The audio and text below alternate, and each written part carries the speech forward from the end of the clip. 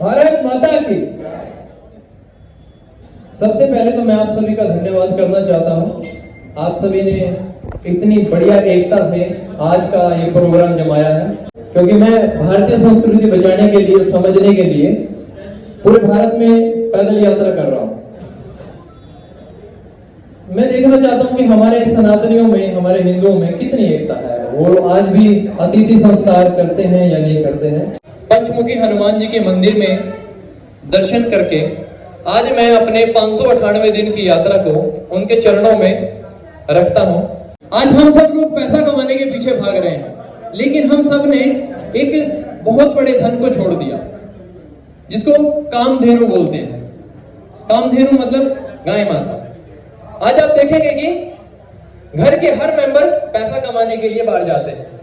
पिता भी जाता है, माता भी जाती है, बच्चे भी जाते हैं। घर के पीछे लग जाता है ताला। हमारे बड़े शाने बुजुर्ग लोग कहते थे कि कभी भी घर को खाली नहीं छोड़कर जाना। घर को खाली छोड़कर जाना मतलब घर का नाश होना। तो आप देखिए कि आज हमारे घर वाले सब लोग पैसा कमाने जाते हैं बाहर, और आज हमारे घर पर ताला लग गया। आज हमने गौ माता को अपने घर से निकाल दिया और हमने कुत्ता बिल्ली उन सबको पालना शुरू कर दिया। तो आप देखेंगे, मैं इसको जोड़ता हूं कि जैसे हमने गाय माता को बाहर किया, तो हम सब घर वाले अपने घर छोड़कर बाहर चले गए। गाय माता एक ऐसी चीज है जिससे आप अन्न भी कमा सकते हैं और धन भी कमा सकते हैं। गाय माता की महिमा ही अपरंपार है। कहते हैं कि गाय माता जिसके घर में आ जाए, उसके घर में अन्न और धन की कभी कमी नहीं होती। अन्न उगा सकते हैं, उसके गोबर से, मूत्र से बहुत बढ़िया खेती कर सकते हैं, जिसको गौ आधारित खेती बोलते हैं। दूध बेचकर या फिर उसके गोबर से या फिर उसके मूत्र से प्रोडक्ट बनाकर आप धन भी कमा सकते हैं। तो अन्न भी आ रहा है और धन भी आ रहा है। सारी चीजें आपको सिर्फ एक कामधेनु गौ माता से मिल रही है। आप सोच के देखिए कि आज हमारी कामधेनु माता, जिसको घर पे होना चाहिए, आज वो कहाँ है। मुझे बड़ा दुख होता है, जब मैं मध्य प्रदेश में गया था तो वहां रोड के ऊपर 1 किलोमीटर के एरिया में 10 गायें थी। और आप वहां के आंकड़े को पता करेंगे तो पूरे मध्य प्रदेश के अंदर एक दिन में 1000 एक्सीडेंट होते हैं, जिनमें करीबन 700 गायें मर जाती हैं, घायल हो जाती हैं, और 300 आदमी मौत के घाट उतर जाते हैं। ये कारण किसका है? ये कमी किसकी है? ये हमारी कमी है। हमने गाड़ी घोड़े अपने घर में खड़े कर लिए, गाय माता को बाहर निकाल दिया। तो उसका साइड इफेक्ट भी आपको देखने को मिला, हम सबको देखने को मिला। हम पहले केले के पत्ते पर खाना खाते थे। जब हमारा रिश्तेदार घर आता था, उसको देखकर हरे भरे हो जाते थे। फिर बर्तन आए पीतल के, तांबे के।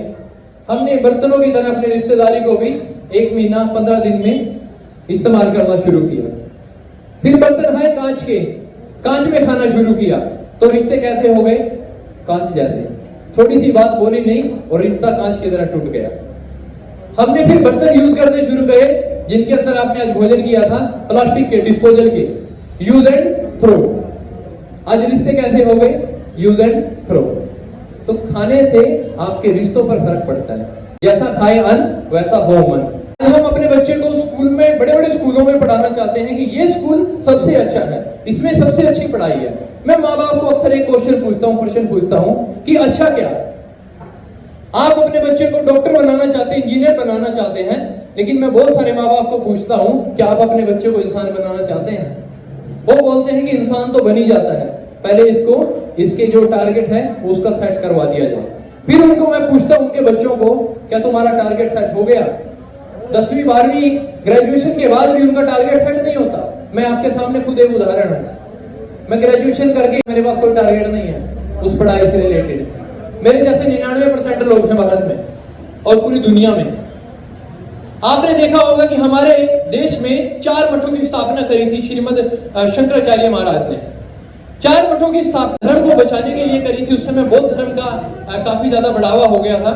और एक स्थापना उन्होंने ये करी थी कि इन मठों की यात्रा नौजवान बच्चा करे, ना कि बुजुर्ग करे। लेकिन आज आपके कानों में एक आवाज सुनाई देती है कि चलो अभी तो उम्र हो गई, 4 धाम की यात्रा, 4 मठों की यात्रा, 108 शक्तिपीठ की यात्रा, 12 ज्योतिर्लिंग की यात्रा करने जाते हैं। ये यात्रा बुजुर्गों के लिए नहीं थी, ये यात्रा उनके लिए थी जो 25 साल का गुरुकुल पूरा करने के बाद में टारगेट की तरफ बढ़ते हैं। पहले हमारे टारगेट पहले ही फिक्स हो जाते थे, आज ग्रेजुएशन करने के 25-27 साल के बाद भी फिक्स नहीं होते। ये यात्रा नौजवानों के लिए थी। एक आदमी पहले मठ से लेके द्वारका से मान लीजिए केदारनाथ तक जाता है, केदारनाथ से लेके जगन्नाथपुरी जाता है, पुरी से लेके रामेश्वरम तक जाता है। जैसे ही वो एक मठ से दूसरे मठ जाता था, उसका टारगेट सेट हो जाता था, लक्ष्य मिल जाता था, जीवन में करना क्या है। जैसे मुझे मिला, मैंने पूरे भारत की यात्रा का संकल्प लिया बिना पैसे से। 1000 दिन का संकल्प है, लगभग 3 साल के आसपास, जिसमें से 498 दिन मुझे हो चुके हैं। 14 राज्यों की मैं यात्रा कर चुका हूं। अगर मेरी यात्रा में खर्चे की बात करें तो अभी तक मेरी यात्रा में 5 लाख रुपए का खर्चा आ चुका है, जिसमें से मैंने लक्ष्य रखा है कि मैं 1 लाख फ्री अपने पैसे, 1 लाख फ्री पेड मैं अपने पैसे से बांटने वाला हूं, जिनकी कीमत लगभग 1 लाख से भी ज्यादा हो सकती है। मैंने अपनी 23 साल की आयु में ये यात्रा शुरू करी थी, 21 अगस्त 2023। मैं इतनी कम उम्र में ये कार्य कर सकता हूं, तो आप क्यों नहीं कर सकते। मैं ब्राह्मण संस्कारों से हूं, तो जब मैं निकला था, मुझसे नाम पूछा जाता था, मैं बोलता था मेरा नाम हर्ष पंडित है, हर्ष शर्मा है मेरा टाइटल है। तो कई लोग बोलते थे तुम्हारा ब्राह्मण भाई आया, देखो इसको हैंडल करो भाई। तो मेरे पास से यादव चला जाता था, मेरे पास से अग्रवाल चला जाता था, मेरे पास से कोई जाट चला जाता था, मेरा ब्राह्मण मेरे पास रहता। एक जगह देखा, 2 स्टेट में देखा, 3 स्टेट में देखा, मुझे लगा कहीं ना कहीं ये जाति के मामले में बट रहे हैं। तो योगी जी ने एक नारा दिया था, बटेंगे तो कटेंगे और एक रहेंगे तो सेफ रहेंगे। मैं इसमें नारा देता हूं, बटेंगे तो कटेंगे और कटेंगे तो भटकेंगे, और भटके को सहारा वही दे सकता है जिसकी आर्थिक स्थिति मजबूत है। आर्थिक स्थिति दोस्तों उसी की मजबूत हो सकती है जो अपने देश का प्रोडक्ट बनाए और अपने देश में इस्तेमाल करे और विदेशों में भी उसको बेचे। ऐसा नहीं कि विदेशों का सामान देश में खरीदे और देश में कोई प्रोडक्ट ही ना बनाए, तो इससे हमारी आर्थिक स्थिति कमजोर हो सकती है। जब ये जातियों में लोग बट रहे थे, तब मैंने अपनी जाति का नाम हटाकर, पंडित शर्मा जो भी मेरा नाम है वो हटाकर, मैंने अपने नाम के आगे ही सत्य सनातनी लगाया। तो मेरा नाम पूरा सनातनी हर्ष के नाम से आज लोग मुझे जानते हैं। मैं कोई जाति से नहीं हूं, मैं किसी धर्म से नहीं हूं, मैं सत्य के आधार पर, सत्य के रास्ते पर चलने वाला एक भारतीय हूं। अगर आपको इस वीडियो में कोई भी बात अगर अच्छी लगी है, मेरी यात्रा आपको अच्छी लगती है, तो इस वीडियो को ज़्यादा से ज़्यादा लाइक करें और शेयर करें। कमेंट के अंदर जय माँ भारती, जय श्री राम जरूर लिख कर जाएं। अगर आपकी कोई भी राय है तो इसके अंदर दे सकते हैं। 23 साल की आयु में मैंने यात्रा शुरू करी, आज 598 दिन हो चुके हैं। मैं इतनी मेहनत कर सकता हूँ, मैं इतना त्याग कर सकता हूँ, तो आप क्यों नहीं कर सकते। मेरे पास तो पैसा भी नहीं है, मैं फिर भी इतना त्याग कर रहा हूँ, लेकिन आपके पास में पैसा है, घर है, गाड़ी है, लोग हैं। जय श्री राम, हर हर महादेव। मिलेंगे फिर नई दूसरी वीडियो में। अभी के लिए हर हर महादेव।